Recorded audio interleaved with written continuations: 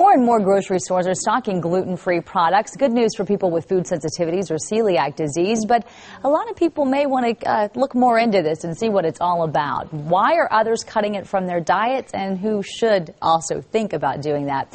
Dr. Peter Osborne with Town Center Wellness is here to talk more about that, and also about a big expo coming up this weekend where people can learn more. Good morning to you. Good morning. Thanks for having me. There is a lot more information coming out about why people should be on consider a gluten-free diet. Let's talk about what are the medical problems caused by gluten. Hundreds of diseases now tied to it. There are at least 190 different autoimmune diseases that have been linked to gluten sensitivity as far as their relationship. Some diseases we know are caused by gluten, and some are made worse or exacerbated by gluten exposure. And so we're talking a whole lot of people out there probably have no idea that they are sensitive to gluten. Well, I get this all the time, both in patients and in speaking with colleagues across the country who also treat gluten sensitivity, is they'll have a patient who comes in with one problem. They'll take them gluten-free, and that problem tends to go away, even though their problem wasn't originally celiac disease, and celiac disease being the most well-known disease associated with gluten sensitivity. What's gluten? Gluten is a protein found in grain, to put it very simply. There are thousands of different glutens, and what we hope to shed light on with this expo is that we've discovered new glutens. It's an area of research that's been exploded over the last several years.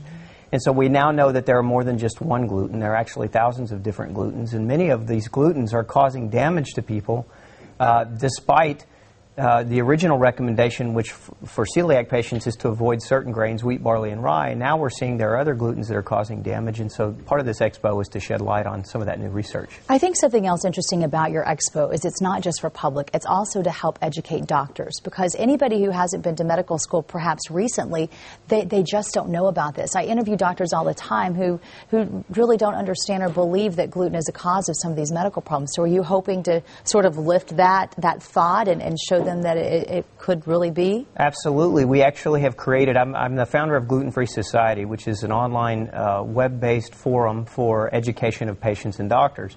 And so we created a three-tier program to get doctors certified and updated on the new areas of gluten sensitivity. So part of that expo this is our Tier 1 certification for doctors. So they can come and they can learn, and then if they want to learn more, they can join our Tier 2 and then our Tier 3. And also it's open from the public from 11 to 4, $15 if they buy their ticket now, $20 at the door. Where is it going to be? It's at the Hornberger Conference Center in the Medical Center in Houston. And you're expecting thousands of people for this? We're anticipating anywhere from 1,500 to 2,000 people. So that's huge, and I hope you're able to educate a whole lot of people. Now, you're also encouraging people to bring a gluten-free item because you're also trying to help out the Houston Food Bank. Perfect timing for what we're doing here today. That's correct. If we have people that can come to the expo that can bring a non-perishable gluten-free item, that would be greatly appreciated so that we can get the food bank well equipped. We're out of time. Quickly, you have some heavy hitters who are going to be there. We've got the University of Maryland Celiac Research Department is going to be coming to talk about new gluten sensitivity research. I will be giving a seminar as well. We've got Jackie Carr, and we've got Mrs. United States, Shannon Ford, who is a celiac patient who's coming to share her story. Well, we wish you the very best and hope it's a super success. And thanks for all you do for our community. I know you're making a difference for a lot of people. Well, thanks for having me, and thanks for helping me get the word out.